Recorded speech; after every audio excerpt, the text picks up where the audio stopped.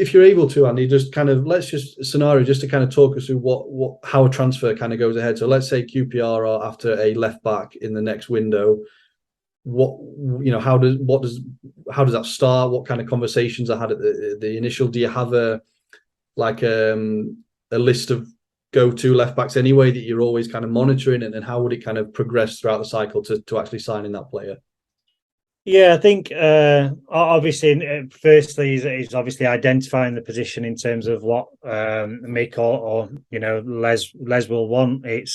It's one of those we have conversations, not necessarily just for this window. We're always talking 1, 2, and sometimes 3 windows ahead. Yeah. Obviously, because of players' contracts or people are going to get interest in. So it's something we always need to be aware of. We try and make it as proactive as we can. Obviously, there is an element of reactivity because you're never quite sure what other clubs are going to do in terms of attracted to your players, which is a good thing for us because it shows we're probably doing something right. Yeah.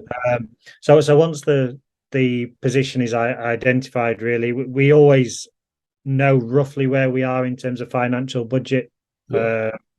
So we obviously that massively plays a part because you can rule out a lot of players already. Yeah. We in terms of the thing, we're constantly monitoring and watching players. Maybe not for this window, or maybe the next window, or the one window after, or even the window after that. If you know their contracts are coming to an end, Yeah.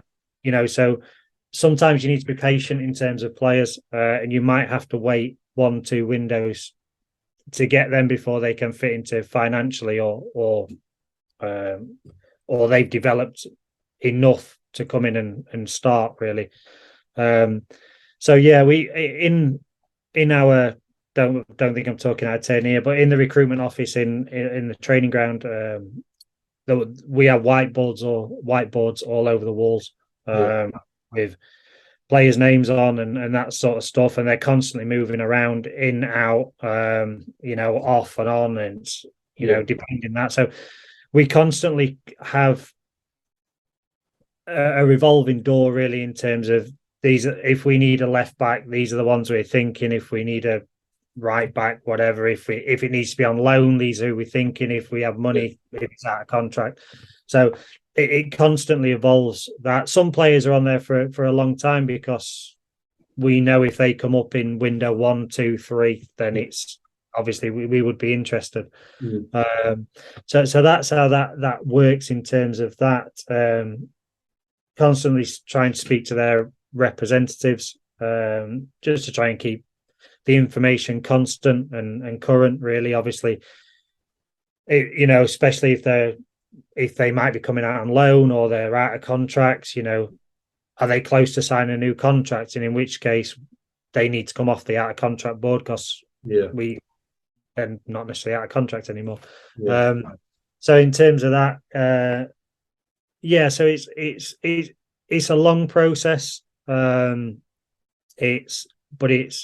It's a continual process, really. I think we always try to work as far ahead as we can if possible, because it gives you an amount of time. I think if you try and work window to window, it's very reactive. And unfortunately, you can end up making quite a few mistakes. Yeah, I think it is quite like as you described, you've got to be kind of fluid, because you might have a list of left backs that you might, consider for the future, but then you might get, your left back might get a bad injury and 2 bad injuries, and you need to bring that forward and see who's available right now. And half that list probably aren't available right now. So then you've got to kind of adapt, or have you got someone that can come up from the academy that can do the job and stuff like that. So you mentioned there kind of speaking with their representatives. Is that something that you would do as head of recruitment, or is that more of a Les job in terms of speaking with agents and things like that? To be honest with you, myself, Les, and Mick, we all speak to agents. Really, it's not.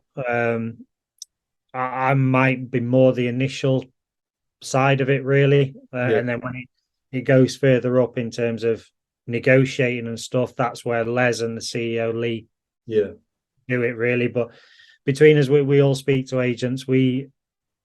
All 3 of us have probably, we've all been in the game a long time now, so we all we know probably most of the agents. We have better relationships with than others. I might have a good relationship with an agent, so if the player comes up with that agent, it makes sense for me to call them. Yeah. If there's one that Les knows more, then it makes sense for Les to call because he's already got that relationship, and same with Mick. So it's not a case of I speak to him or Les speaks to him or Mick speaks to him. It's we all do it, and depending on which agent it might be, if we already have a relationship with them, it's an easier conversation than cold calling. Yeah. And then would you ever get calls from agents to let you know that their player's looking for a move or open to a loan deal or something? All the time. Certainly it's starting to ramp up now, obviously, we're building into January, but once you get into December, and then even over the Christmas time, Christmas Day, whatever it is, and that's fundamentally the agent's jobs. That's why they're employed by players. If they want to move their player, then they need to try and get the name out there. We, as a club, though, as I say, we're very proactive in terms of that. So we would like to think we probably already know about the player and we've gone to the agents rather than a speculative call, the agent coming to us, really. There's always cases where there's always cases where that might happen, certainly on a loan, certainly at the end of the window, because, if the player's on loan, if a player plays for a Premier League club as a left back, say, and they go and sign a left back in the window, that left back then knows he isn't going to play. So, but he might not know until the last 2 days of the window. So that's where it becomes handy.